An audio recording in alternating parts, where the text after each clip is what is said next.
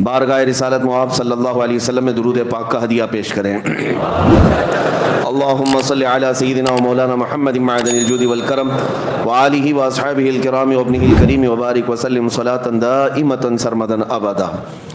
عزیزان گرامی وقار، معمول کے مطابق اس مسجد پاک میں ہر سال میلاد النبی کے 12 روزہ اجلاس منعقد کیے جاتے ہیں۔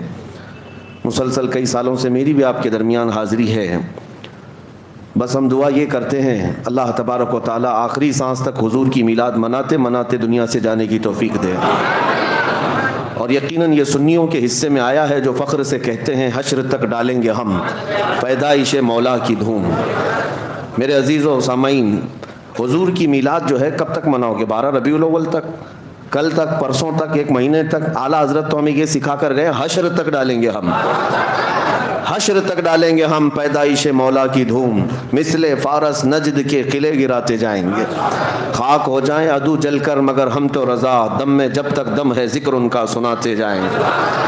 میلاد کا موسم جیسی آتا ہے، ماہ ربیع النور، یہ بہت سارے چہروں کو ایک الگ امتیازی شان دیتا ہے۔ ربیع الاول میں بہت سارے چہرے پہچانے جاتے ہیں، کچھ اجلے ہو جاتے ہیں، کچھ کالے ہو جاتے ہیں، کچھ جگہ لائٹ بہت زیادہ ہو جاتی ہے، کچھ جگہ اندھیرا بھی زیادہ ہو جاتا ہے۔ اس سے پتہ چل جاتا ہے کہ ربیع الاول شریف یہ ایک کسوٹی ہے جو دلوں کے اندر موجود نور ہو کہ بغض ہو چہرے پر لکھ کر آ جاتا ہے۔ الحمدللہ سنیوں کے چہرے بھی جگمگاتے ہیں، مسجدیں بھی جگمگاتی ہیں۔ کیوں نہ ہو، جب دنیا اپنے بچوں کے برتھ ڈے منانے میں لاکھوں روپے خرچ کرتی ہے، ہم کائنات کے آقا و مولا کی ولادت پر خوشی کا اظہار کریں۔ یہ ہمارے حصے میں آئی ہوئی قسمت کی بات ہے، یہ ہمارے نصیبے کی بات ہے۔ بہرحال میں آپ کو ایک بات عرض کرتا ہوں، اعلیٰ حضرت کا ایک شعر، حشر تک ڈالیں گے ہم۔ اکثر ہوتا یہ ہے کہ اعلیٰ حضرت امام اہل سنت فاضل بریلوی رحمۃ اللہ تعالیٰ علیہ کے اشعار سمجھ میں نہ بھی آئے تو مجمع جھومتا ہے، اس لیے کہ وہ عشق کی زبان ہے، لیکن اگر سمجھ میں بھی آ جائے تو ایمان تازہ ہوتا ہے۔ ایک واقعہ آپ کو معلوم ہونا چاہیے، میلاد کے موسم میں کیا ہوا تھا جب نبی پاک صلی اللہ علیہ وسلم کی ولادت پاک ہوئی۔ حضور اکرم صلی اللہ تعالیٰ علیہ وسلم کی ولادت جس سال ہوئی عام حالات میں نہیں تھی، بلکہ سال بھر عجیب و غریب واقعات پیش آئے تھے پوری دنیا میں، جس کو ارحازات کہا جاتا ہے۔ حضور اکرم صلی اللہ علیہ وسلم کی ولادت کے سال جو عجیب و غریب واقعات پیش آئے، ان میں سے ایک یہ ہے کہ عرب کی سرزمین جو کئی سالوں سے بارش نہیں برستی، آج بھی اس سال اتنی بارش ہوئی تھی کہ پورے عرب کی سرزمین میں سبزے اگ گئے اور لوگوں کی خوشحالیاں بڑھ گئیں، جو کئی سالوں سے قحط سالی کے شکار تھے سب ختم ہو گئیں۔ اس سال عرب میں جتنے بھی مکہ مکرمہ میں بچے پیدا ہوئے، ہر ایک کے گھر میں لڑکا ہی پیدا ہوا۔ یہ عجیب و غریب چیزیں تھیں، ارحاسات اس کو کہتے ہیں۔ اور ایران میں، ملک فارس میں ایک ندی ہے جس کو بحیرہ ساوا کہتے ہیں، بحیرہ ساوا، یہ اچانک خشک ہو گئی ندی، بہتی ہوئی ندی اچانک راتوں رات خشک ہو گئی، سوکھ گئی۔ اور ایک بحیرہ سماوا جو کئی سالوں سے سوکھی ہوئی ایک ندی تھی، وہ اچانک جاری ہو گئی، لبالب پانی بھر گیا۔ یہ سب جو عجیب و غریب واقعات پیش آئے ہیں، ان میں سے ایک جو ہے بہت عجیب و غریب واقعہ بڑھا، وہ کیا تھا؟ کسریٰ کے دربار میں، وہاں ایران میں ایک آگ لگائی جاتی تھی 1000 سال سے، وہ اچانک بجھ گئی۔ یہ آپ نے سنا ہوگا، میلاد کے سال، حضور کی ولادت کے سال ایک جو بڑا واقعہ پیش آیا، وہ یہ واقعہ تھا کہ کسریٰ بادشاہ کا جو محل تھا، یہ توجہ چاہتا ہوں، میں سمجھا رہا ہوں، کسی اور بات کی طرف لے جاتا ہوں۔ فارس کہتے ہیں ایران کو، پہلے ایران کو فارس کہا جاتا، فارس کا جو بادشاہ ہوتا تھا اس کو کسریٰ کہتے ہیں۔ اور کسریٰ کا جو محل تھا وہ آج بھی مدائن میں موجود ہے، عراق میں۔ عراق، شام سب ایک ہی تھے، ایران سب ایک ہی، عراق اور ایران سب فارس کہلاتے تھے۔ تو یہ فارس کا قلعہ، کسریٰ بادشاہ کا جو قلعہ تھا، بہت بڑا، اور اس کو اس بات پر ناز تھا کہ دنیا کی بڑی بڑی طاقتیں میرے قلعے کو نہیں توڑ سکتی، ہلا نہیں سکتی۔ اس کا یہ غرور تھا، اس کا یہ اعلان گھمنڈ میں رہتا تھا بادشاہ کا۔ لیکن ربیع الاول شریف کے اس موسم میں، حضور پاک صلی اللہ علیہ وسلم کی ولادت کے دن 12 ربیع الاول کو اچانک وہاں پر ایک زلزلہ آیا، اور اس کی دیوار میں اتنا بڑا شگاف، اتنی بڑی پھٹن، دراڑ جو اس قلعے کے اندر ایسی پیش آئی کہ ایک آدمی دیوار میں سے آ جا سکتا ہے، گزر سکتا ہے، آج بھی موجود ہے، آج بھی عراق میں وہ موجود ہے۔ دیوار شق ہو گئی ہے اور آدمی اس میں سے داخل ہو سکتا ہے، اتنا زیادہ، لیکن گرا نہیں، محل گرا نہیں ہے، لیکن دیوار پھٹ گئی ہے۔ اور یہ اتنا عجیب واقعہ تھا جیسے دنیا کو غرور تھا ٹائٹینک جہاز ڈوب نہیں سکتا، ڈوب گیا، اسی طرح سے کسرا کے محل کے بارے میں یہ اندازہ لگایا جاتا تھا کہ بڑے سے بڑا زلزلہ بھی جو ہے اس دیوار کو ہلا نہیں سکتا، اتنا مضبوط انہوں نے بنایا تھا۔ اب اسی سے اندازہ کرو 2000 سال گزرنے کے بعد آج تک وہ قلعہ محفوظ ہے، تو اس زمانے میں کتنا مضبوط رہا ہوگا۔ لیکن جب صبح ہونے کے بعد قلعے کی دیوار پھٹی دیکھا بادشاہ نے، تو سارے لوگوں کو بلایا گیا، یہ ہوا کیا؟ نجومیوں کو بلایا گیا، اپنے علم سے معلوم کرو، پتہ چلو ایسا میرے محل میں ہوا کیوں؟ اچھا، جو کنگورے لٹکے ہوئے تھے 14 کنگورے، وہ سب زمین پر گر پڑے تھے، یہ اچانک نہیں ہو سکتا، ایسا کیسے ہوا؟ تو نجومی سب کاہن جو جوتش ہیں، اٹکل پچو تو مارتے تھے لیکن کبھی کبھار تیر لگتا بھی تھا، تو وہ اپنے ستارے کے علم کے مطابق دیکھتے ہیں اور بادشاہ کسرا سے کہتے ہیں یہ جو کچھ بھی ہوا ہے، ہمارا علم تو یہ کہتا ہے کہ عرب میں کوئی بچہ پیدا ہوا جو تمہاری سب سلطنت ختم کرنے والا ہے، اور اس کی سلطنت اور اس کا قبضہ سب پر قائم ہونے والا ہے۔ ہم نے علم نجوم کے اعتبار سے یہ پایا ہے، آج ایک بچہ ایسا پیدا ہوا ہے جس کو امام زمن نے کہا تھا نا، آئی نئی حکومت سکہ نیا چلے گا، عالم میں رنگ بدلا صبح شب ولادت۔ اب یہ کیا ہوا؟ یہ ذہن میں واقعہ رکھو، کس کے قلعے کے اندر درار آئی؟ فارس کا قلعہ، فارس کا قلعہ کب آئی؟ کب ہلی دیوار؟ ولادت کے دن، حضور کی ولادت کے دن۔ پتہ یہ چلا حضور کی ولادت کے دن اچھے اچھے قلعوں میں زلزلہ آتا ہے اور دیواریں پھٹ جاتی ہیں، تو اعلیٰ حضرت اب اس واقعے کو ذکر کرتے ہوئے کہتے ہیں سنو، تمہارے درمیان اب اس مسئلے کو واضح کر دیتا ہوں، حشر تک ڈالیں گے ہم پیدائش مولا کی دھوم، ہم میلاد کی دھوم ہر سال نہیں ہر دن مناتے رہیں گے، اور ہوگا کیا؟ یاد رکھو، مثل فارس، فارس کی طرح اب نجد کے قلعے گراتے جائیں گے۔ مکہ میں حضور کی پیدائش ہوئی تھی، فارس کے قلعے میں درار آ گئی تھی، اور اب یہاں مدن پورہ میں بیٹھ کر میلاد منائیں گے، نجدی قلعے بھی ہلتے نظر آئیں گے، اور بہت دور نہیں، نجدی قلعے تو بہت دور ہوں گے، بہت قریب بھی ہلتے نظر آئیں گے۔ یہ کیوں ہلیں گے؟ اس کی وجہ یہی ہے، اعلیٰ حضرت فرماتے ہیں کہ مومن وہ ہے جو ان کی تعظیم پہ مرے دل سے۔ حقیقت میں مومن کون ہے؟ مومن وہ ہے جو ان کی تعظیم پہ مرے دل سے۔ نجدی بھی تو کرتا ہے ان کی تعظیم مرے دل سے، دونوں جگہ مرے دل سے ہے، لیکن دونوں کے معنی میں بڑا فرق ہے۔ پہلا والا جو مرے دل ہے وہ سنیوں کے حصے میں آیا ہے، اور دوسرا والا مرے دل جو ہے یہ گستاخوں کے حصے میں آیا ہے۔ بہرحال میرے عزیزوں، میلاد کی خوشیاں منانا اللہ تبارک و تعالیٰ نے اہل خیر کو حصہ عطا فرمایا، حضور کے چاہنے والوں کے حصے میں ہے۔ اللہ کریم ہماری نسلوں کو صبح قیامت تک حضور کی میلاد منانے والوں میں پیدا فرمائے۔ لوگ اس کے چیمے گوئیاں کرتے رہ گئے، اعتراضات میں رہ گئے، شک و شبہات میں رہ گئے، سوالات میں رہ گئے، بہت ساری باتیں ایسی ہیں میرے عزیزوں۔ مستحسن کام اسلام میں بزرگوں نے کیا ہے، اور ثواب اس پر اللہ تبارک و تعالیٰ کی طرف سے ملے گا، کیونکہ بزرگوں کا کیا ہوا کام بھی اجر و ثواب کا باعث ہوتا ہے۔ جو لوگ یہ آپ پروپیگنڈا پھیلاتے ہیں رسول اللہ کے زمانے میں نہیں ہوا، فلاں وقت نہیں ہوا، ارے میں دو باتیں بتاتا ہوں آپ کو۔ امام زرقانی نے المواہب اللدنیہ میں لکھا ہے، اور ایک عجیب و غریب واقعہ میں آپ کو بتاؤں۔ حضور اکرم صلی اللہ علیہ وسلم کی ولادت جس دن ہوئی نا 12 ربیع الاول شریف کو، اس رات کو اللہ تعالیٰ نے کائنات کے جانوروں کو بولنے کی طاقت دی، سارے جانوروں کو۔ امام زرقانی نے المواہب اللدنیہ میں اس روایت کو نقل فرمایا، فرماتے ہیں اس رات جانوروں کو بولنے کی طاقت دی گئی، لیکن کیا بولنے کی؟ ہر جانور دوسرے جانور کو حضور کی آمد کی بشارت دے رہا تھا، اور مبارکبادیاں پیش کر رہے تھے کہ مبارک ہو شہ کونین تشریف لائے ہیں، نبی پاک صلی اللہ علیہ وسلم تشریف لائے۔ ہر جانور دوسرے جانور کو بشارت دے رہا تھا۔ امام زرقانی نے کتاب میں لکھا ہے، میں یہی محسوس کرتا ہوں وہ کتنے خوش نصیب 4 پیر کے جانور تھے جو حضور کی آمد پر مبارکبادی دے رہے تھے۔ ان غلیظ 2 پیروں کے جانوروں سے تو بہتر ہے جو حضور کی میلاد پر شرک کے فتوے لگاتے، حضور اکرم صلی اللہ علیہ وسلم کی آمد پر ناک بھون سکیڑتے ہیں، ان سے بہتر تو وہ 4 پیر کے جانور تھے جو آمد مصطفیٰ پر خوشیاں منا رہے تھے۔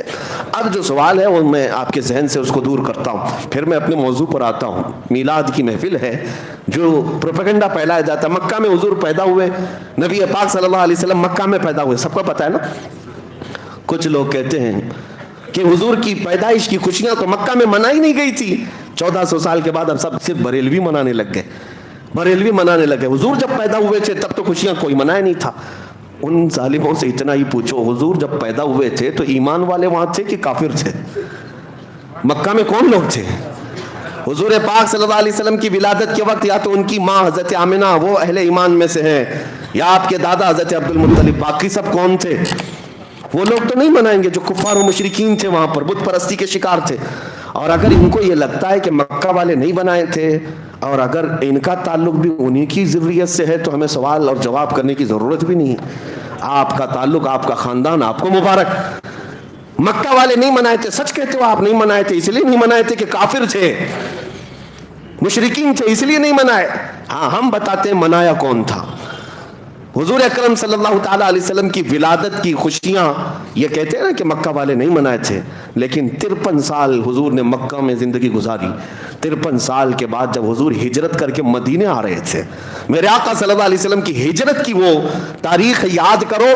اللہ کے نبی صلی اللہ علیہ وسلم عام حالتوں میں مدینے میں داخل نہیں ہوئے، مدینے والے مسلسل 9 دن سے میرے آقا کے انتظار میں پورا دن گزارتے تھے۔ مدینے سے نکل آتے، سنیت الوداع کی گھاٹیوں پر جمع ہو کر کے ٹکٹکی باندھ کر دیکھتے تھے کہ رسول اللہ مکہ سے نکل چکے ہیں، مدینے کب آنے والے ہیں، کب آنے والے ہیں۔ شام تک انتظار کرتے اپنے گھروں پر جاتے تھے۔ جب حضور اکرم صلی اللہ علیہ وسلم حضرت ابوبکر صدیق کے ساتھ مدینہ طیبہ میں داخل ہونے کا وقت آیا، پورے مدینے والوں میں جو خوشیوں کی لہر تھی، بخاری شریف میں بھی موجود ہے، مسلم شریف میں بھی موجود ہے۔ بنو نجار وہاں کا مشہور خاندان ہے مدینے کا، وہاں کی بچیاں اپنے ہاتھوں میں دف لے کر کے آ گئیں، غلام حبشی بھی نیچے آ گئے، جوان مرد بھی اتر آئے، عورتیں اپنے گھروں کی چھت پر تھی، اور سبوں نے جب آفتاب رسالت کو چمکتے ہوئے دیکھا، پکار کر کہا طلع البدر علینا من ثنیات الوداع وجب الشکر علینا ما دعا للہ داعی۔ وہ بچیاں گنگناتی تھی جس کو بخاری نے نقل کیا ہے، یہ کہتی تھی سنیت الوداع کی گھاٹیوں سے 14ویں کا چاند ہم پر طلوع ہو گیا ہے، ان کے آنے پر ہم پر اللہ کا شکر واجب ہو گیا ہے کہ اللہ کی طرف بلانے والا رسول اب ہمارے شہر میں آیا ہے۔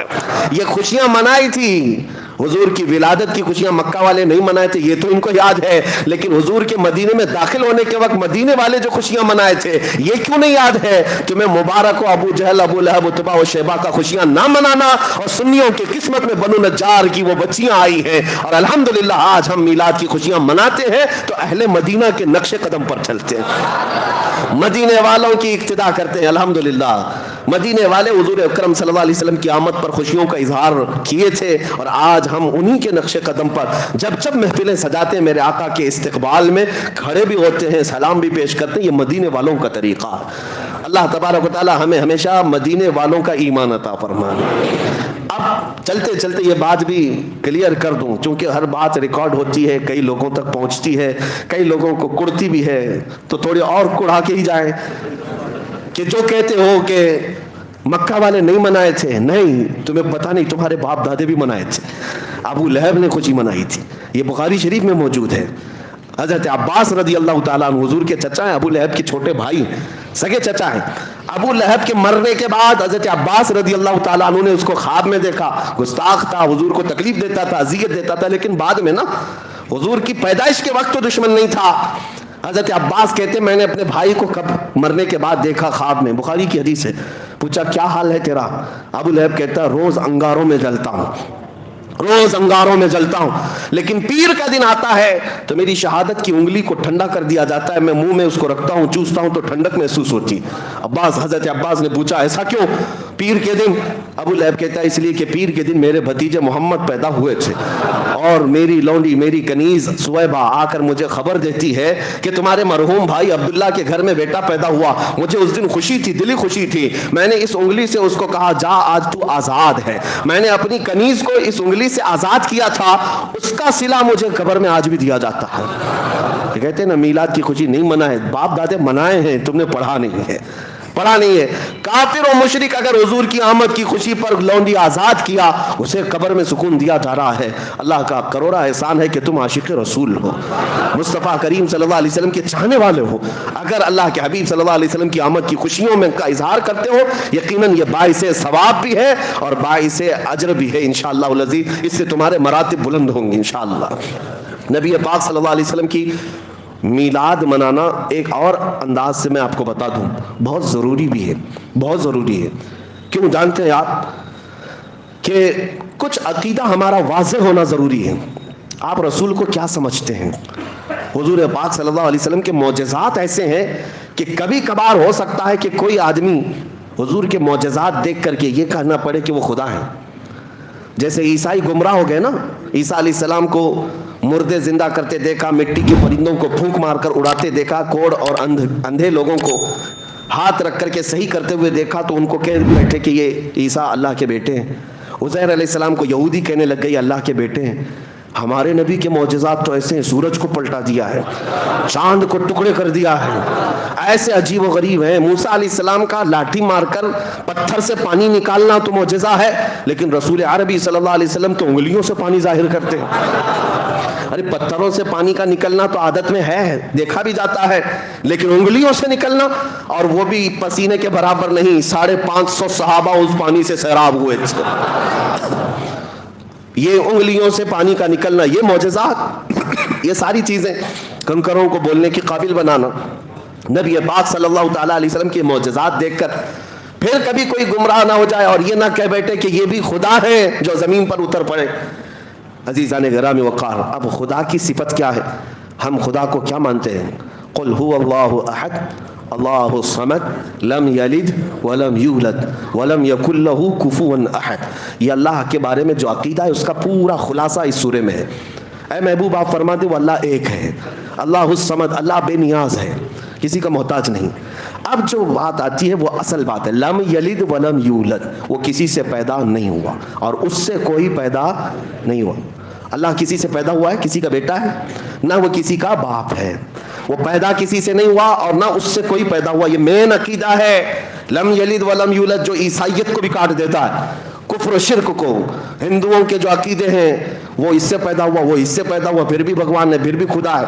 خدا کا تصور ہمارے یہاں یہ ہے کہ وہ پیدا کسی سے نہیں ہوا اور اس سے کوئی پیدا نہیں ہوا. اب سنو, میلاد کے متعلق میں کہتا ہوں, حضور پاک صلی اللہ علیہ وسلم کی میلاد منانا سنیوں اس لیے بھی ضروری ہے تاکہ ان ظالموں کو یہ بتائیں ہم رسول کو خدا نہیں مانتے, ہم رسول کو خدا نہیں مانتے, کیونکہ خدا وہ ہے جو پیدا نہیں ہوتا اور میرا رسول پیدا ہوا ہے. ہم میلاد کا دن منا کر کے بتا رہے ہیں کہ میرا رسول آمنہ کے لال پیدا ہوئے تھے 12 ربیع الاول کو. اور سنیوں کا عقیدہ یہ ہے کہ جو پیدا ہوتا ہے وہ خدا نہیں ہوتا. ہاں بس ساتھ میں یہ عقیدہ ہمارا ضرور ہے, میں مانتا ہوں اے عقل والو میرا محمد خدا نہیں ہے, مگر دلوں میں یہ نقش کر لو کہ وہ خدا سے جدا نہیں ہے.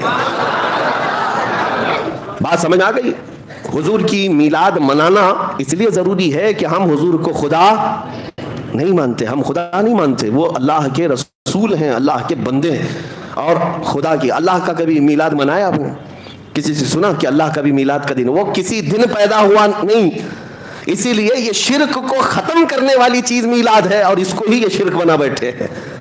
شرک کو ختم کرتی ہے میلاد کی. اگر میلاد حضور کے لیے ہے تو اس کا مطلب ہے کہ اللہ پیدا نہیں ہوا اور رسول پیدا ہوئے. یہ سمجھ کر کے چلے.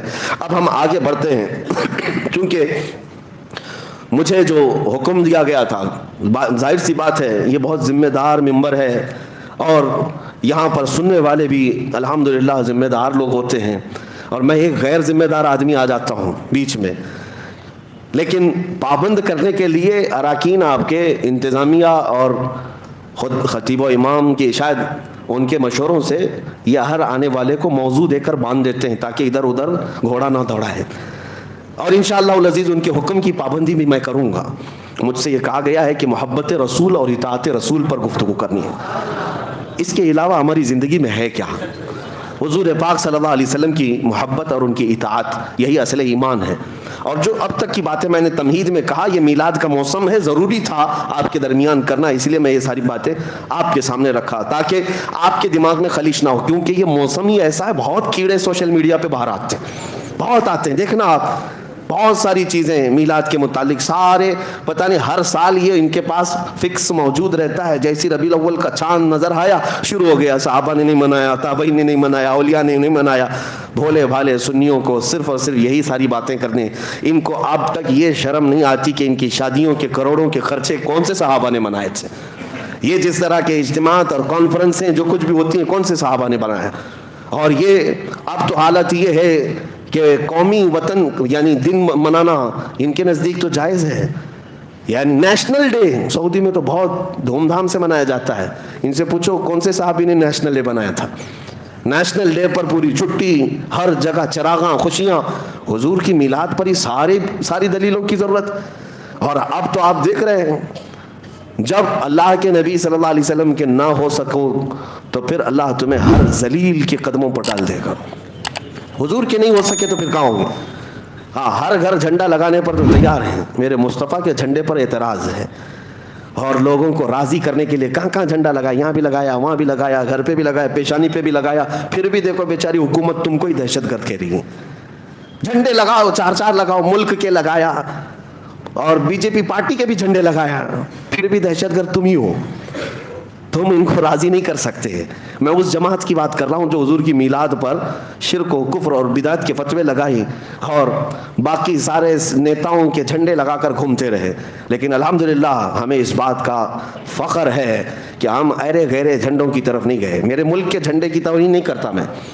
ہمارے ملک کا جھنڈا ہمارے لیے عزت کا اور فخر کا سبب ہے, لیکن ساتھ میں ہم یہ اعلان ضرور کرتے ہیں, کسی کی جے وجے کیوں پکاریں, کیا غرض ہم کو.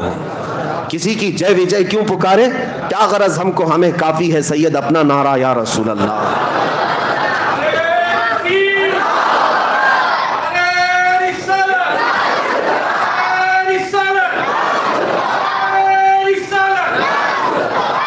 رسول کریم صلی اللہ تعالیٰ علیہ وسلم کی محبت میں سرشار بندوں کو ہو سکتا ہے تھوڑے دنوں کی آزمائش آ جائے, لیکن جھکایا نہیں جا سکتا.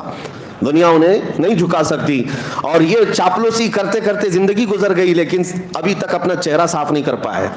چہرہ صاف ہو بھی نہیں پائے گا. زندگی پر دہشت گردی کا ٹائٹل ان کے ساتھ جڑا رہے گا. اسی لیے ہم کہتے ہیں آ جاؤ ہمارے ساتھ میلاد مناؤ, حضور پاک صلی اللہ علیہ وسلم کی خوشیوں میں شامل ہو جاؤ, اور پھر انشاءاللہ العزیز اللہ تعالیٰ تمہارے سینے میں بھی وہ رعب ڈالے گا. آج ہم دشمن کی آنکھوں میں آنکھیں ڈال کر بات کرتے ہیں تو صرف اس لیے کہ ہم نے تمہاری طرح فضلہ نہیں کھایا کسی کا, بلکہ ہم جو کھاتے ہیں وہ میرے مصطفیٰ کے قدموں کی برکت کھاتے ہیں. اور ہم ڈنکے کی چوٹ پر پھر یہ کہتے ہیں تیرا کھاواں تیرا گنگاواں یا رسول اللہ. ہاں, حضور کی میلاد کیوں نہ منائیں, حضور کا کھاتے ہیں. اب سنیے میرے عزیزوں, نبی پاک صلی اللہ تعالیٰ علیہ وسلم کی محبت کے سلسلے میں مجھے حکم دیا گیا. میں مختصر گفتگو کروں گا, بہت دیر تک نہیں, کیونکہ مجھے وقت کا بھی پابند بنایا گیا ہے. اللہ کے نبی صلی اللہ تعالیٰ علیہ وسلم سے محبت یہ انسان کی فطرت میں ہونا چاہیے. اور محبت کسی سے ہوتی ہے تو اس کے آثار اس کے چہرے پر بھی ظاہر ہوتے ہیں, اس کی زندگی پر بھی ظاہر ہوتے ہیں. آدمی محبت میں جب مبتلا ہوتا ہے تو اس کی زندگی میں چینجنگ شروع ہو جاتی ہے, تبدیلیاں آنے لگ جاتی ہیں. عام سی بات ہے, آپ دنیا میں بھی دیکھیں, ایک مجازی عشق و محبت میں جو بندہ پاگل ہونے لگتا ہے, کسی لیلا کے پیچھے ہے, کسی محبوبہ کے حسن کے پیچھے پڑ جاتا ہے, اس کی زندگی میں چینجنگ آ جاتی ہے. وہ سب کچھ چھوڑ چھاڑ کر کے پیچھے لگا رہتا ہے. کبھی کبھار ہم نے دیکھا کتنے مجنوں ایسے ہی بنے ہیں شعر و شاعری کرتے ہوئے. محبت یہ اگرچہ دنیاوی عشق ہے, دنیاوی محبت ہے, مجازی عشق ہے, لیکن جو کائنات کے آقا و مولا کی محبت میں فدا ہوتا ہے پھر وہ سر چڑھ کر کے بولتا ہے جان ہے عشق مصطفیٰ, جان ہے عشق مصطفیٰ, روز فضو کرے خدا, جس کو ہو درد کا مزہ ناز دوا اٹھائے کیوں. محبت کی ایک بات ہے میرے عزیزوں, جب تمہیں سچی محبت ہو جائے نا, یہ عام سی بات ہے تقریروں میں کہہ لینا یا کسی اور کو کہہ لینا کہ میں ان سے بہت محبت کرتا ہوں, یہ ایک الگ مسئلہ ہے. لیکن ریئل جو ہوتی ہے, جو ایک دم پیور جس کو کہتے ہیں, وہ محبت ہوتی ہے تو پھر کائنات میں ہر جگہ اسے اپنے محبوب کا ہی حسن نظر آتا ہے. وہ اپنے محبوب کے علاوہ کسی چیز کا تذکرہ پسند بھی نہیں کرتا. ہم ایسے عاشقوں میں بریلی کے امام کو دیکھتے ہیں جنہوں نے اپنی زندگی حضور کی محبت میں فنا کر دی. ان کا حال تو یہ تھا جس چیز کو دیکھتے اپنے نبی کو یاد کرتے. حضور پاک صلی اللہ تعالیٰ علیہ وسلم کی محبت, رچ بس جانا. محبت کی علامات میں آپ کو بتاتا ہوں. بندہ جب کسی کا ذکر کرتا ہے تو بار بار اس کا تذکرہ اس کی زبان پر آنے لگتا ہے, بار بار اس کا تذکرہ آنے لگتا ہے. میں آپ کے ذہن کو قریب کرنے کے لیے ایک بات کہتا ہوں. ایک بندہ مرید بننے کے لیے آیا ایک بزرگ کے پاس, کہا کہ مجھے مرید بنا دیجئے. کہا جانتے ہو مجھ کو؟ کہا پہلے سنا تھا, آپ بڑے بزرگ, آپ کے پیچھے چلوں گا. انہوں نے کہا میرا جو طریقہ ہے وہ یہ ہے کہ پیر سے بے انتہا محبت ہونی چاہیے. کہا میں محبت کرتا ہوں آپ سے, مرید کر لیجئے آپ. کہا ایسی نہیں, میں دیکھنا چاہتا ہوں. دیکھنے کے لیے انہوں نے ایک طریقہ کیا اپنایا, کہا ایک بھینس خرید کر کے اس کے حوالے کر دیا. کہا یہ بھینس لے جا, اس کو پال. کہا کیا کرنا ہے اس کو؟ کہا اتنا پالنا ہے اس کو، صبح نہلانا، دوپہر میں نہلانا، رات میں بھی نہلانا، 3 بار نہلانا، کھانا تم اپنے ہاتھ سے کھلانا اس بھینس کو، اور اس کے پورے بدن کو پوچھا مارتے رہنا، صفائی کرتے رہنا، اور اس کے ساتھ بیٹھ کر کے تھوڑی دیر باتیں بھی کرتے رہنا، اس سے دل لگا لینا۔ اس نے کہا آپ کا حکم ہے تو کرتا ہوں، ورنہ بھینس سے کیا کیا جائے، جانور ہی ہے نا۔ تو اس نے کہا ٹھیک ہے۔ بزرگ نے کہا 30-40 دن کے بعد آؤ۔ 8 دن کے بعد وہ آیا تو اس سے پوچھا کیا حال ہے؟ کہا ٹھیک ہوں۔ کہا بھینس کا کیا حال ہے؟ کہا وہ بھی ٹھیک ہے۔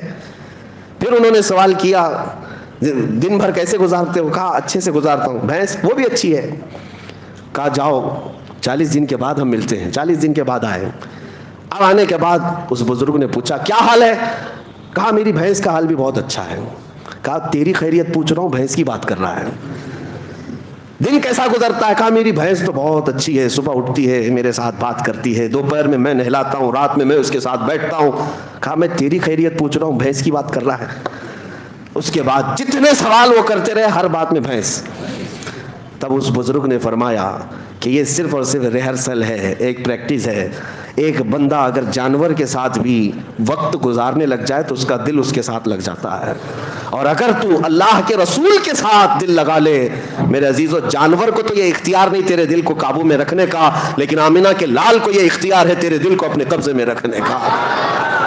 حضور پاک صلی اللہ تعالیٰ علیہ وسلم سے محبت بڑھے گی تو کیسے کہ کثرت سے ان کا ذکر ہونے لگ جائے، صبح دوپہر شام ان کی حدیثوں کی بات کرو، حضور کے اخلاق کی بات کرو، نبی پاک صلی اللہ علیہ وسلم کی سنتوں کی بات کرو، آٹومیٹک آپ کو محبت ہوگی۔ اور اگر حدیثیں یاد نہیں ہیں تو کم سے کم حضور پر کثرت سے درود پڑھنا شروع کرو۔ 1000 بار روزانہ تم درود پڑھو، پھر 40 دن کے بعد مجھ سے ملاقات کرو۔ میں آپ سے بتاتا ہوں انشاءاللہ یہ وہ کامل وظیفہ جو امام غزالی نے فرمایا، میں آپ کے سامنے کہہ رہا ہوں، 40 دن کے بعد تمہاری خود کی کیفیت یہ ہوگی کہ دنیا تمہیں پھیکی لگنے لگے گی، اور ہر رات تم یہ کہہ کر کے سو گے میرے آقا آؤ کہ مدت ہوئی ہے، میرے آقا آؤ کہ مدت ہوئی ہے، تیری راہ میں آنکھیاں بچھاتے بچھاتے، تیری یادوں میں تیری حسرتوں میں بڑے دن ہو گئے ہیں گھر کو سجاتے سجاتے۔ یہ کب ہوگی؟ جب کثرت سے تم حضور کو یاد کرو۔ اعلیٰ حضرت کو ہم نے دیکھا، فنا پھر رسول یوں ہی نہیں کہتے۔ کوئی صاحب آئے اعلیٰ حضرت کے پاس، ایک گلاب تحفے میں لے کر آئے، کہا کہ حضور یہ بہت اچھا گلاب ہے، قبول فرما لے۔ دیکھا، اس کے بعد کہتے یہ تو صبح کھلتا ہے شام میں مرجھا جاتا ہے، میں اس گلاب سے محبت کرتا ہوں جو کبھی نہیں مرجھاتا، جو کبھی نہیں مرجھاتا۔ لوگ پھول کی تعریف کر رہے تھے، اعلیٰ حضرت سے خاموشی گوارا نہ ہوئی، پھول کو دیکھتے رہے اور پھر نعت بھی لکھتے رہے۔ کیا؟ سر تاب قدم ہے تن سلطان زمن پھول، لب پھول دہن پھول زکن پھول بدن پھول۔ حضور کے ہر عضو کو پھول سے تشبیہ دینے لگ گئے، لب پھول دہن پھول زکن پھول بدن پھول۔ واللہ جو مل جائے میرے گل کا پسینہ، مانگے نہ کبھی عطر نہ پھر چاہے دلہن پھول۔ کیا بات رضا اس چمنستان کرم کی، زہرا ہے کلی جس میں حسین و حسن پھول۔ آپ اعلیٰ حضرت کو اٹھا کر دیکھیں، پوری نعت پھول پر لکھی ہے لیکن گلاب پر نہیں، مدینے کے گلاب پر لکھی ہے۔ محبت اس کو کہتے ہیں کہ جب اپنے محبوب کا تذکرہ ہو تو دنیا میں کسی بھی شے کا تذکرہ ہو لیکن یاد اپنے محبوب کیا جائے، یاد اپنے محبوب کیا جائے۔ میں نے دیکھا ہے اعلیٰ حضرت کو میں اس لیے زیادہ ذکر کرتا ہوں کہ ان کے کلام پڑھنے کے بعد حضور سے محبت میں اضافہ ہوتا ہی ہے، عشق میں اضافہ ہوتا ہے۔ اپنا پریکٹیکل تو ہم بتاتے ہیں، باقی دوسروں کا معلوم نہیں۔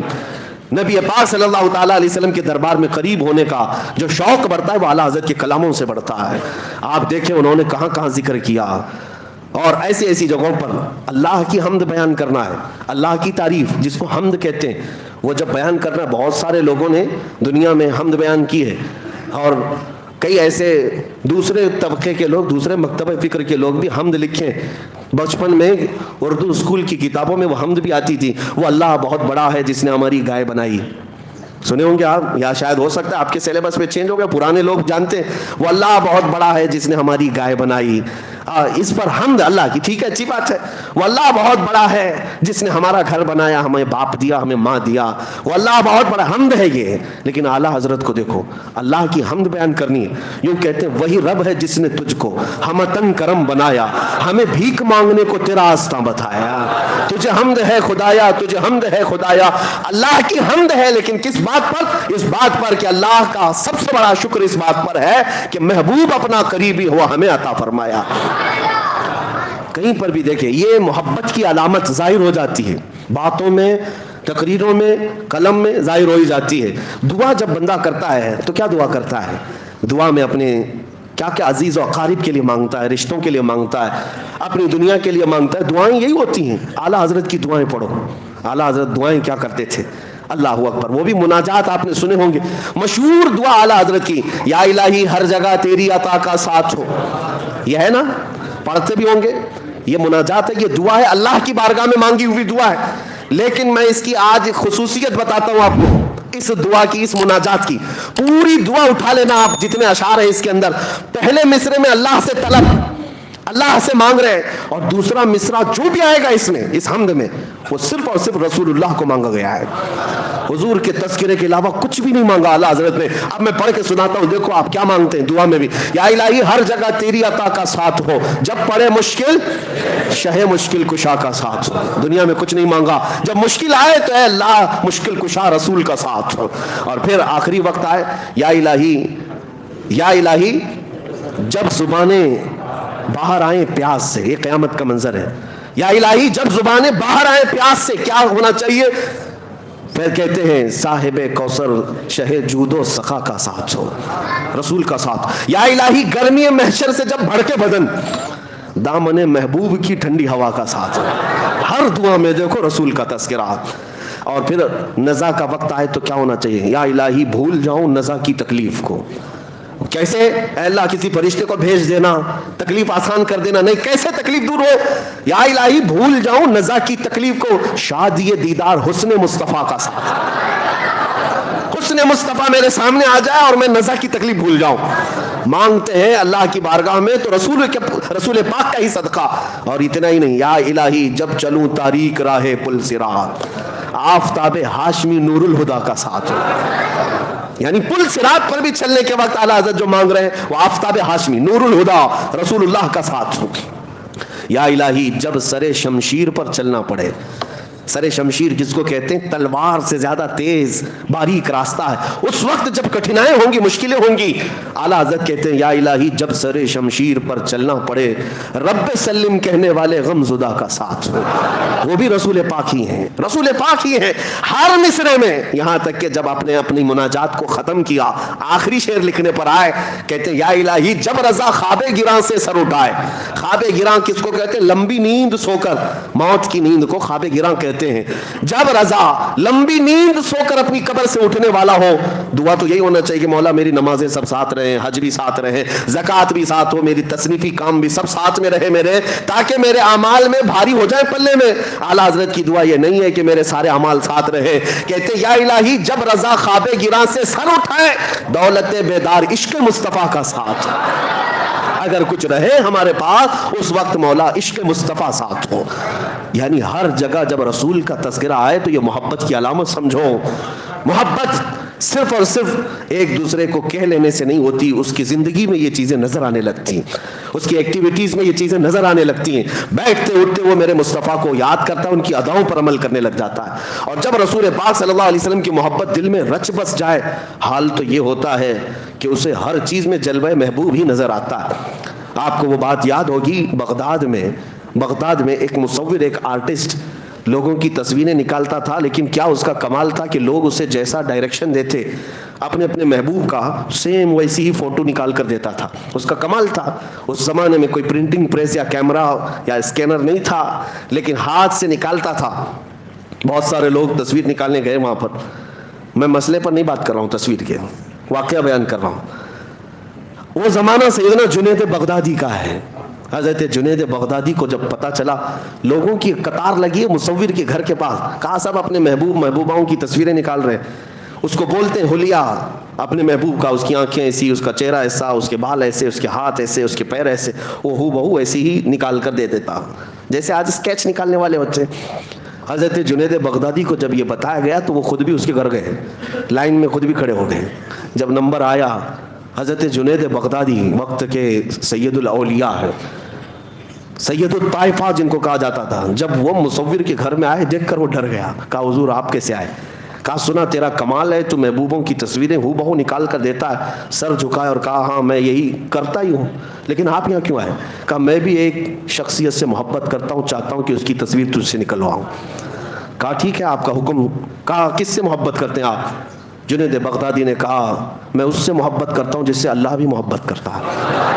وہ آمنہ کا در یتیم، مدینے کا تاجدار، ہم غریبوں کا ماوا و ملجا، محمد الرسول اللہ کی ذات. سن میں ان کا حلیہ بتاتا ہوں، ان کی آنکھیں کس طرح تھیں، ان کا چہرہ کس طرح تھا، ان کے رخسار کیسے تھے، ان کے لبہائے ناز کیسے تھے، ان کے دست مبارکہ، ان کے قدمائے پاک کیسے تھے. جنید بغدادی بتاتے جا رہے تھے، وہ قلم چھوڑ کر سنتے بیٹھا رہا. اس کے بعد کہا بس کیجئے، یہ تصویر میرے پاس پہلے سے بنی بنائی رکھی ہے، میرے پاس موجود ہے، میں آپ کو دیتا ہوں. جنید بغدادی نے کہا تو لوگوں کی تصویریں بنانے کے لیے آرڈر لیتا ہے، کئی دنوں کے بعد بنا کے دیتا ہے، میرے محبوب کی تصویر پہلے سے ہے. اس نے کہا بات در حقیقت یہ ہے کہ میں بھی انہی سے محبت کرتا ہوں، ہم دونوں محبت میں شریک ہیں. کہا اچھی بات ہو گئی، جاؤ تصویر لے آؤ. وہ مصور کمال کا مصور تھا، اندر گیا اور جا کر کے پورا قرآن پاک لے کر کے آ گیا. حضرت جنید بغدادی کے پاس رکھ کر کے کہا آپ بتاؤ اے جنید، اس سے بہتر میرے مصطفیٰ کی تصویر کیا ہو سکتی ہے؟ جب مجھے میرے نبی کو پڑھنا ہوتا ہے میں پڑھتا ہوں چہرے پاک کا تذکرہ، والضحیٰ واللیل اذا سجا. جب زلفوں کی بات آتی ہے تو میں پڑھتا ہوں واللیل اذا یغشا. جب ہاتھوں کی بات آتی ہے تو میں پڑھتا ہوں وما رمیت اذ رمیت. جب قدموں کی بات آتی ہے تو میں پڑھتا ہوں لا اقسم بہذا البلد. جب سینے کی بات آتی ہے تو میں پڑھتا ہوں الم نشرح لک صدرک. آنکھوں کی بات آتی ہے تو میں پڑھتا ہوں ما زاغ البصر وما طغى. جب باتوں کی بات آتی ہے تو میں کہتا ہوں وما ينطق عن الهوى ان هو الا وحی یوحى. اسی کو علامہ نظمی میاں رحمۃ اللہ علیہ نے فرمایا تھا آغاز سے اخیر تک قرآن ہے نعت مصطفیٰ، محبوب کے بیان کا کیسا انوکھا ڈھنگ ہے. یہ تصویر مصطفیٰ ان کو نظر آتی ہے جن کا دل حضور کی محبت میں مچل رہا ہے، ورنہ قرآن پڑھنے والے بھی بہت سارے بغض کے کیڑے رکھتے ہیں، انہیں حضور کے خلاف آیتیں ڈھونڈنے میں بڑا دلچسپی لگتی ہے. ورنہ جس کے دل میں حضور کی محبت ہو ہر آیت میں میرے آقا کی عظمت انہیں نظر آتی ہے. حضور پاک صلی اللہ تعالیٰ علیہ وسلم کی جھلکیاں انہیں قرآن میں نظر آتی ہیں. بات صرف اسی کی ہے جیسا لائٹ اندر ہوگا ویسی روشنی باہر ہوگی، جیسا اجالا اندر رکھو گے ویسی چیزیں. دل کے اندر پورا بغض اور کینہ بھرا ہوا ہو عداوت کا اور ماڈرنزم کا تو پھر تمہیں باہر کچھ نظر نہیں آئے گا، اندھیرا ہی اندھیرا، اندھیرا ہی اندھیرا. اس لیے ہر ایک نے اپنے نبی پاک صلی اللہ علیہ وسلم کو اپنی محبتوں سے پہچانا ہے. اسی لیے میرے آقا فرماتے ہیں میں آئینہ ہوں، لوگ اپنے آپ کو مجھ میں دیکھتے ہیں، لوگ اپنے آپ کو مجھ میں دیکھتے ہیں اور جو دیکھتے ہیں وہ کہتے بھی ہیں. حسان بن ثابت کا چہرہ بھی صاف تھا، دل بھی صاف تھا، اور حضور کو دیکھا تو پکار اٹھے وَأَحْسَنُ مِنْكَ لَمْ تَرَ قَطُّ عَيْنِي وَأَجْمَلُ مِنْكَ لَمْ تَلِدِ النِّسَاءُ. یا رسول اللہ آپ سے زیادہ حسین میری آنکھوں نے دیکھا ہی نہیں، آپ سے زیادہ خوبصورت کسی ماں نے جنا ہی نہیں. یہ کون کہہ رہا ہے؟ جس کا دل حضور کی محبت میں وہاں مچل رہا تھا، اس نے پکار کر کہا تھا، اور ان کی باتیں اللہ نے آج تک محفوظ رکھی. ابو جہل گستاخ تھا، خنزیر تھا، حضور کو دیکھا تو بدگوئی کرتا رہا. ابو لہب بد زبانی کرتا رہا. باتیں ان کی کسی کو آج یاد نہیں، لیکن حسان بن ثابت کی باتیں سب کو یاد ہیں. ایک بات یاد رکھیں، نبی پاک صلی اللہ علیہ وسلم کو جس نے دیکھا وہ پکار کر کہا ہے. سعدی شیرازی نے کیا کہا؟ بلغ العلا بکمالہ کشفت دجا بجمالہ حسنت جمیع خصالہ صلوا علیہ وآلہ.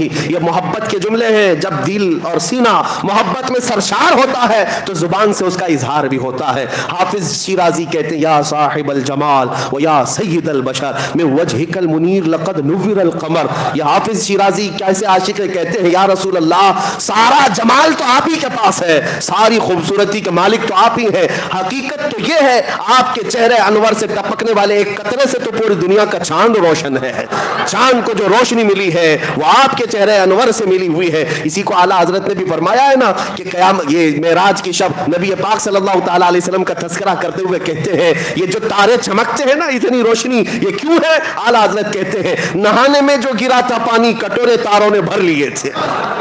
نہانے میں جو گرا تھا پانی کٹورے تاروں نے بھر لیے تھے. معراج کی شب وہ چمک رہی ہے. محبوبوں کی بات میں کر رہا ہوں. جس نے اپنے دل میں محبت رکھی اور میرے آقا کو دیکھا پھر اس نے پکار کر یہ بھی کہا ہے مکھ چند بدر شاشانی ہے ماتھے چمکے دی لاٹھ نورانی ہے. یہ پیر مہر علی شاہ گولڑوی رحمۃ اللہ علیہ حضور اکرم صلی اللہ تعالیٰ علیہ وسلم کی محبت کے ایسے فانی شخص کا تذکرہ کر رہا ہوں جو حضور کو اپنی جاگتی ہوئی آنکھوں میں دیکھا تھا، بیداری کے عالم میں دیکھا تھا تو پکار کر کے پورا نقشہ ہی اپنی نعت میں رکھ دیا. مکھ چند بدر شاشانیے ماتھے چمکی دی لاٹھ نورانیے کالی زلف تے اکھ مستانیے مخمور اکھیں ہن مد بھریاں اس صورت نو میں جان اکھاں کی جان جہاں اکھاں سچ اکھاں رب دی شان اکھاں اس شان تو شانہ سب نبیاں سبحان اللہ ما اجملکا ما اکملکا ما احسنکا کتھے مہر علی کتھے تیری سنا گستاخ اکھیں کی تھی جا اڑیاں. اقبال کے دل میں بھی جو دھڑکتی تھی وہ محبت مصطفیٰ ہی تھی. اسی لیے اس نے پورے لوگوں کو یہ اعلاناً کہا تم کیا سمجھتے ہو نبی کی ذات کا مقام کیا ہے؟ ہو نہ یہ پھول تو بلبل کا ترنم بھی نہ ہو چمن دہر میں کلیوں کا تبسم بھی نہ ہو نہ یہ ساقی تو میں بھی نہ ہو خم بھی نہ ہو بس میں توحید دنیا میں نہ ہو تم بھی نہ ہو. خیمہ افلاق کا استادہ اسی نام سے ہے نبض ہستی تپش آمادہ اسی نام سے ہے. دشت میں دامن کوثر میں میدان میں ہے بحر میں موج کی آغوش میں طوفان میں ہے چین کے شہر مراکش کے بیابان میں ہے اور پوشیدہ ہر مسلمان کے ایمان میں ہے. وہ نام مصطفیٰ کا تذکرہ جب آتا ہے عاشقوں کا امام عشق و محبت جب اس حسن کا تذکرہ کرتے ہیں تو کیسے وہ کمال حسن حضور ہے کہ گمان نقص جہاں نہیں یہی پھول خار سے دور ہے یہی شمع ہے کہ دھواں نہیں. حضور کا تذکرہ کرنے میں اتنی نزاکتیں اعلیٰ حضرت نے تشبیہات جو دی ہیں. دنیا کا ایک ہی پھول ایسا ہے جس میں کانٹے نہیں ہیں جس میں کانٹے نہیں ہیں اور شمع ہے حضور شمع ہے لیکن ایسی شمع ہے جس میں دھواں نہیں ہے. دھواں جو ہے آنکھوں کو خیرہ کرتا ہے جلن پیدا کرتا ہے دھواں اچھی چیز نہیں سمجھی جاتی. اس لیے اعلیٰ حضرت نے شمع تو کہہ دیا میرے آقا کو لیکن ساتھ میں کہا یاد رکھو یہ ایسی شمع ہے جس میں دھواں نہیں ہے. اور پھول تو میں نے کہا ہے لیکن پھول میں کبھی کبھار کانٹے ہوتے ہیں یاد رکھو میرا پھول وہ ہے جس میں خار ہے ہی نہیں کانٹے نہیں ہیں. یہ تشبیہات یہ محبت کی علامتیں ہیں میرے عزیزو. بس میں یہاں یہ بات عرض کرنا چاہوں گا جب سینہ ان کی محبت میں دھڑکتا ہے تو ہر چیز دنیا کی حضور اکرم صلی اللہ تعالیٰ علیہ وسلم کی محبت میں جگمگاتی ہوئی نظر آتی. ایک بات یاد رکھو دنیا کی ہر شے اللہ کے رسول سے محبت کرتی ہے. سارے کائنات کے جانور سب رسول اللہ سے محبت کرتے ہیں.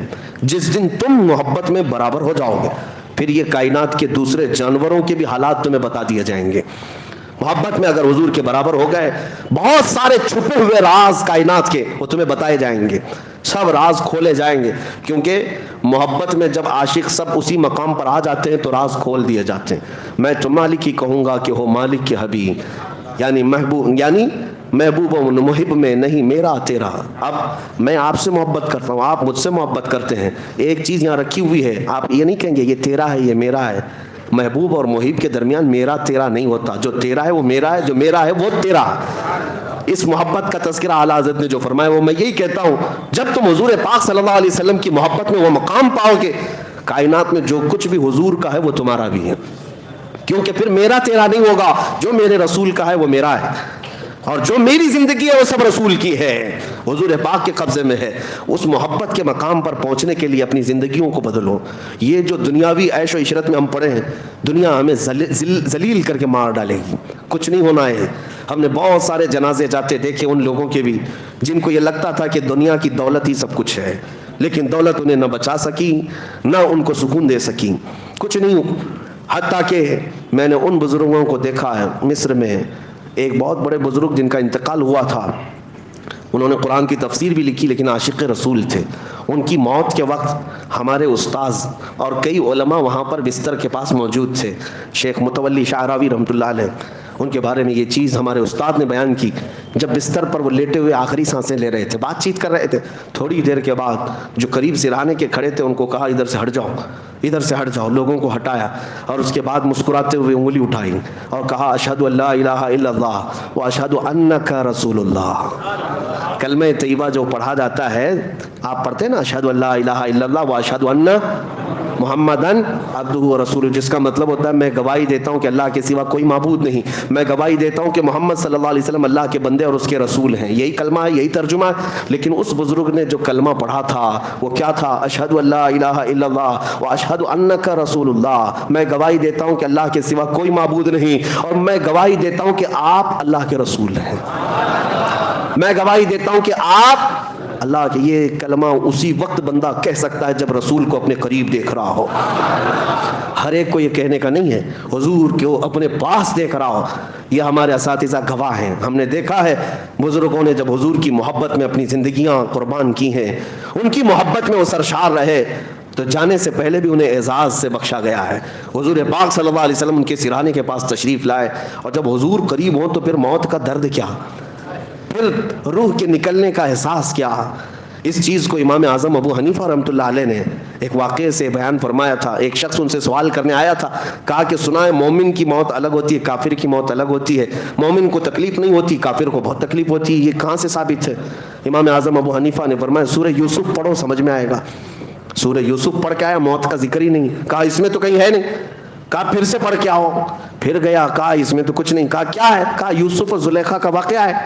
امام اعظم ابو حنیفہ فرماتے ہیں میں وہی تو کہہ رہا ہوں تجھ کو, یوسف اور زلیخا کے واقعے میں کیا پڑھا؟ یہ نہیں پڑھا کہ زلیخا نے ساری عورتوں کو ایک محل میں جمع کیا, سب کے ہاتھوں میں لیمو دی اور چھری دیا اور کہا جب یوسف آئیں گے میں کہوں گی تو کاٹ دینا. کہا ہاں یہ پڑھا.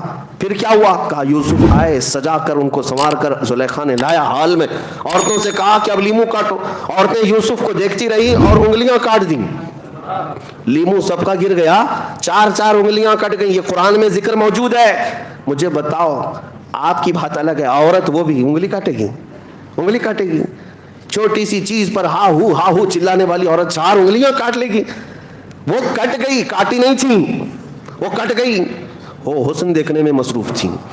امام اعظم فرماتے ہیں اسی واقعے سے میں نے اخذ کیا ہے مومن کی اور کافر کی موت میں فرق کیا ہوتا ہے. کافر تو بھیانک شکلیں دیکھ رہا ہوتا ہے, درد میں مبتلا رہتا ہے. مومن کی روح نکلنے کا احساس اس لیے نہیں ہوتا کہ حسن مصطفیٰ سامنے ہوتا ہے. جمال یوسف کو دیکھتے ہوئے کٹی ہوئی انگلیوں کا درد نہیں معلوم ہوتا, تو جمال محمد دیکھنے کے وقت روح نکلنے کا بھی احساس نہیں ہوگا.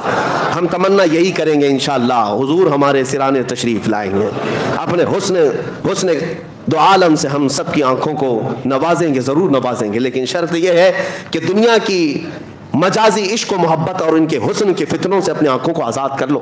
آج اپنی آنکھوں کو پاک کر لو. انٹرنیٹ کے دیوانے ہیں, ان نوجوانوں سے کہتا ہوں رات بھر موبائل کے چکر میں اسکرین پر جو بھیانک تصویریں تمہیں آج دکھائی جاتی ہیں, اوریاں تصویریں, ننگی تصویریں, اور اتنا بڑا طبقہ ہمارے نوجوانوں کا اس میں ہلاک ہو گیا ہے, برباد ہو گیا, جوانیاں ختم کر بیٹھے ہیں. ایک دو نہیں, میرے پاس ہزاروں کی مثالیں موجود ہیں. یہ انٹرنیٹ جو ہے افیون, کوکین اور چرس گانجے سے بھی زیادہ خطرناک نشہ ہے. یہ ایڈکٹ بنا چکا ہے, آپ کو اندازہ بھی نہیں, آپ نشہ خور ہو چکے. بغیر کھانے پینے کے دن بھر رہ سکتے ہو, انٹرنیٹ کے بغیر پورا دن نہیں گزرتا آج تمہارا. ایسا ایڈکٹ تمہیں بنایا گیا. اللہ ماشاءاللہ سب کی بات نہیں کر رہا ہوں, لیکن جتنے ینگسٹرز ہیں, نوجوان ہیں, وہ سب اس کے پرستار ہو گئے, شیدائی ہو گئے. اور ہوتا کیا ہے, ٹھیک ہے انٹرنیٹ کے استعمال کو میں ناجائز و حرام نہیں کہتا, بہت ساری چیزیں آج اسی پر ڈیپینڈ ہیں, بغیر اس کے کام نہیں ہوتا. لیکن سرچ رپورٹ یہ بتاتی ہے کہ 80% نوجوان صرف پورنوگرافی سرچ کرتے ہیں, صرف بھیانک تصویریں, گندی تصویریں, اوریاں فلمیں دیکھنے کے لیے اس کا استعمال ہوتا ہے. لوگ تم اگر یہ سمجھتے ہو کہ کوئی نہیں دیکھ رہا, قرآن کہتا ہے کہ تمہاری آنکھوں کی خیانت کو بھی اللہ دیکھ رہا ہے, تمہارے دلوں میں گزرنے والے حالات سے بھی مولا واقف ہے. اللہ تبارک و تعالیٰ بے خبر نہیں ہے. لہٰذا تم جب اپنی آنکھوں کو بے حیا کر ڈالو گے, ان آنکھوں کو گندی کر ڈالو گے, پھر کس منہ سے یہ تمنا کرو گے کہ میری آنکھوں کو بھی دیدار مصطفیٰ میسر آ جائے. آنکھوں کو پاک رکھو گے تو یہ کہہ سکتے ہو کچھ ایسا کر دے میرے کردگار آنکھوں میں, ہمیشہ نقش رہے روئے یار آنکھوں میں. یہ مفتی اعظم ہند کی دعا ہے.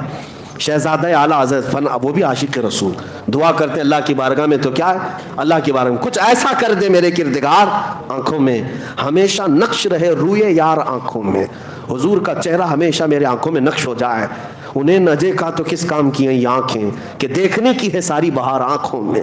اور پھر کہتے ہیں فرشتے جو پوچھیں قبر میں کس کی امت ہو. یہ عاشقوں کا جواب دیکھیں, جو سچا محبت کرنے والا ہے وہ کیا کہتا ہے, فرشتے جو پوچھے قبر میں کس کی امت ہو, مفتی اعظم کہتے ہیں میں جواب دوں گا لو دیکھ لو ہے تصویر یار آنکھوں میں, لو دیکھ لو کہ ہے تصویر یار آنکھوں میں. عزیزان گرامی, آنکھوں کو پاک کرو اور پھر تمنا کرو وہ یقیناً رسول نوازیں گے, میرے آقا صلی اللہ تعالیٰ علیہ وسلم نوازیں گے. میں نے اپنی زندگی میں جو عجائبات پچھلے 2 سالوں میں دیکھے, کبھی نہ سنے تھے نہ دیکھے تھے. اتنی بات ضرور کہوں گا, حضور کی محبت میں اور ان کی عزت میں جب بات کی جاتی ہے, ایک رات بھی وہ رسول ہمیں تنہا نہیں چھوڑتے, تنہا نہیں ہونے دیتے. اس محبت میں آنے کے لیے آپ کا دل دھڑکے, اس نبی کے لیے سینسیٹیو ہو جاؤ, سیریس ہو جاؤ. کرنٹ کو, تار کو ہاتھ لگانے سے جیسے شوق لگتا ہے, حضور کی عزت پر اگر توہین کی کوئی بات کرے تو اس سے زیادہ سخت کرنٹ آپ کو لگنا چاہیے. اس سے زیادہ لگنا چاہیے. یہ محبت کی علامت ہے. میں ہر چیز برداشت کر لوں گا, میرے نبی کے خلاف کوئی ایک جملہ برداشت نہیں کروں گا. میرے عزیزو, یہ صرف ممبر پر نہیں, میں ایک بہت چھوٹا سا آدمی ہوں. میں اپنے لیے کوئی بڑے بڑے القاب ٹائٹل پسند نہیں کرتا, نہ ہی میرے نام کے نعرے میں پسند کرتا ہوں. میں تو صرف اتنی دعا کرتا ہوں کہ سگے طیبہ سب مجھے کہہ کر پکاریں بے دم, سگے طیبہ سب مجھے کہہ کے پکاریں بے دم, یہی رکھیو میری پہچان مدینے والے. میں یہی دعا کرتا ہوں کہ سب مجھے مدینے کا کتا کہہ کر پکاریں. یہ میری پہچان سب سے بڑی ہے, یہ میرے لیے اعزاز ہے. رسول عربی صلی اللہ علیہ وسلم کا کتا ہے. یہ بے دم وارثی نے دعا کی تھی, سگے طیبہ سب کہہ کے پکاریں مجھ کو بے دم, سب لوگ مجھے طیبہ کا کتا کہہ کر پکاریں, یہی رکھیو میری پہچان مدینے والے ہیں. میری پہچان اتنی رہے. لیکن میں آپ سے یہ کہنا چاہتا ہوں میرے عزیزوں, آپ حضور اکرم صلی اللہ تعالیٰ علیہ وسلم کے لیے جس دن سیریس ہو جاؤ, عزتیں تمہارے قدموں میں ہیں, عزتیں تمہارے انتظار میں. آج جو کچھ بھی ملنا ہے اس نبی پاک سے ملنا ہے. لا ورب العرش, جس کو جو ملا ان سے ملا. بڑھتی ہے کونین میں نعمت رسول اللہ کی. اعلیٰ حضرت نے ہمیں یہ بتایا ہے, خلق کے حاکم ہو تم یا رسول اللہ, رزق کے قاسم ہو تم, جو ملا تم سے ملا, تم پہ کروڑوں درود. اور بخدا خدا کا یہی ہے در, نہیں اور کوئی مفر مقر, نہ بھاگنے کی جگہ نہ ٹھہرنے کی جگہ. حضور کو چھوڑو گے نہ بھاگنے کی جگہ ملے گی نہ ٹھہرنے کی جگہ ملے گی. جو وہاں سے ہو یہی آ کے ہو, جو یہاں نہیں تو وہاں نہیں. یہ اس بات کو طے کر کے چلو. آج نوجوانوں کو میں اعلاناً پکار کر کے کہنا چاہتا ہوں, کچھ چیزیں کیا میرے نبی کے لیے نہیں چھوڑ سکتے؟ دنیاوی عشق و محبت میں تم اپنے کپڑے بھی بدل لیتے ہو, اپنے جسم کو بدل لیتے ہو. محبوبہ کو اگر لال کلر پسند ہے تو تم لال ہو جاتے ہو, اسے پیلا پسند ہو تو پیلے ہو جاتے ہو. مصطفیٰ کریم صلی اللہ تعالیٰ علیہ وسلم کو نماز پسند ہے تو کیا فجر میں اپنا بستر نہیں چھوڑ سکتے؟ کیا اپنے نبی پاک صلی اللہ علیہ وسلم کی آنکھوں کو ٹھنڈک پہنچانے کے لیے تمہارے دل میں اتنی محبت باقی نہیں ہے کہ گھر سے ساری چیزیں چھوڑ کر کے میں بھاگ کر نکلوں؟ نماز تو ہے اللہ کی عبادت, لیکن مجھے میرے نبی کی آنکھوں کو ٹھنڈک پہنچانی ہے. اپنے باپ کے لیے دوڑتا ہے بندہ, اپنی بیویوں کے لیے دوڑتا ہے, کیا اپنے رسول کے لیے نہیں دوڑ سکتا؟ تمہارا بچہ اگر کوئی ایک مٹھائی کی اور ایک کھلونے کی خواہش کرے تو تم بھاگتے بھاگتے چلے جاتے ہو, اس کے ایک چاکلیٹ کے لیے تم بھاگتے ہو. میرے رسول کی آنکھوں کی ٹھنڈک کے لیے کون بھاگتا ہے آج؟ کیوں نہیں اٹھتے؟ اللہ کے نبی سے اگر سچی محبت ہے تو یہ بستروں کو چھوڑ کر مسجدوں میں آ جاتے. اس کے علاوہ مصطفیٰ کریم صلی اللہ تعالیٰ علیہ وسلم سے محبت ہے تو پھر کانوں میں یہ صرف بالی ووڈ اور ہالی ووڈ کیوں بجتے ہیں؟ یہ گندے نغمے اور یہ فلمی ترانے کیوں بجتے ہیں تمہارے کانوں میں؟ تم ان کے ایڈکٹ اور ان کے عاشق کیوں بن گئے ہیں؟ تمہیں پتہ ہے قیامت کے دن حکم ہے, گانے سننے والوں کو فرشتوں کو حکم دیا جائے گا, سیسا آگ میں پگھلا کر ان کے کانوں میں ڈالا جائے کہ بھیجا باہر آ جائے. تمہیں کیا ضرورت ہے؟ تم اس قوم میں نہیں ہو, عیش کرنے کے لیے یہاں نہیں پیدا کیے گئے, تم رسول اللہ کے ہو, میرے آقا صلی اللہ علیہ وسلم کی خیر امت ہو. دنیا کیا کر رہی ہے اس سے تمہیں مطلب نہیں. بہت سارے نوجوان یہ سمجھتے ہیں, ہم بولتے ہیں تو ان کو ایسا لگتا ہے کہ ہمارے عیش کو کیوں ختم کر رہے ہیں آپ, ہمارے عیش کو کیوں ختم کر رہے ہیں؟ ساری دنیا آج اتنے آگے بڑھ گئی ہے, تمہیں ساری دنیا کو دیکھنے کے لیے نہیں بھیجا گیا, تمہیں گنبد خضرا دیکھنے کے لیے بھیجا گیا, تمہیں رسول پاک کی اقتدا کے لیے پیدا کیا گیا. تم چلو تو آمینہ کے لال کے پیچھے چلو, عزتیں اسی میں ہیں. میرے عزیزو, آج جو یہ کہتے ہیں نا صرف سوٹ بوٹ میں ہی عزت ہے, جن کو لگتا ہے کہ ٹائی سوٹ بوٹ میں پہنیں گے تو ہی عزت ہے, ہم نے دیکھا ہے ان ملا لوگوں کو جس سے امریکہ بھی آج خوف سے تھرا رہا ہے. ہاں پگڑیاں پہنتے ہیں, جبہ کرتا پہنے ہوئے ہیں, لیکن سپر پاور کو ڈرا کر کے بیٹھے ہوئے ہیں. کیا یہ آج دنیا میں نہیں ہے؟ آج نہیں ہے یہ حالات؟ کچھ مولوی لوگوں نے یہ بھی ثابت کر کے دکھایا ہے کہ لباس سے عزت نہیں ہے, حضور کی غلامی میں عزت ہے. جہاں نبی پاک صلی اللہ تعالیٰ علیہ وسلم کی وفاداری کرو, دنیا طاقت کے سامنے جھکنے پر آج مجبور ہے. اور ایک بات یہ بھی بتا دیتا ہوں کہ جو لوگ یہ کہتے ہیں یورپ کی سرزمین میں, ابھی 4 سال پہلے کی بات, 3-4 سال پہلے کی بات, ہالینڈ میں پارلیمنٹ کے اندر بیٹھے ہوئے منسٹرز ڈسکس کر رہے ہیں کس بات پر؟ ارے وہ بہت پاش کنٹری ہے, بہت ترقی یافتہ ملک ہے, نیدرلینڈ ہو, یورپ ہو, سب جانتے ہیں آپ, لیکن وہاں بیٹھے ہوئے منسٹر ڈسکشن کس بات پر کر رہے ہیں؟ ارے بہت دور ایک ملک میں ویل چیئر پر ایک مولوی بیٹھتا ہے, لبیک یا رسول اللہ کے نعرے لگاتا ہے اور معذور ہے, دونوں پیروں پر کھڑا نہیں ہوتا, لیکن بات اس کی یورپ کی پارلیمنٹ میں ہو رہی ہے. اور یہ بھی ٹویٹ کیا جا رہا ہے کہ یہ that is very danger person, وہ بہت ہی خطرناک آدمی ہے. یورپ تھر تھرا رہا ہے. جن کے پاس کوئی ایسی طاقت نہیں جس کو انہوں نے نہیں جمع کیا ہو، سارے پیٹروٹ، میزائل، بم دھماکے سب تمہارے پاس، ایک معذور عالم سے پھر بھی تمہیں ڈر لگتا ہے؟ اس سے پتہ یہ چلا ویل چیئر پر بیٹھا ہوا معذور عالم پوری دنیا کو ہلا کر دکھاتا ہے، تو پتہ یہ چلتا ہے طاقت تخت اور تاج کو نہیں کہتے، طاقت عشق مصطفیٰ کو کہتے ہیں۔ حضور کی محبت اگر سینے میں ہو تو اللہ خود دشمنوں کے دلوں پر رعب طاری کر دے گا، خود اللہ دشمنوں پر رعب طاری کرے گا۔ آج خلاصہ کلام یہی ہے جس کو اقبال نے کہا کہ محمد سے وفا تو نے، تو ہم تیرے ہیں، یہ جہاں چیز ہے کیا لوح و قلم تیرے ہیں۔ آؤ میرے عزیزو اس بات پر آپ اپنی تقریر ختم کرتے ہیں، اٹھو قوت عشق سے ہر پست کو بالا کر دو، دہر میں نام محمد سے اجالا کر دو۔ وآخر دعوانا الحمدللہ رب العالمین۔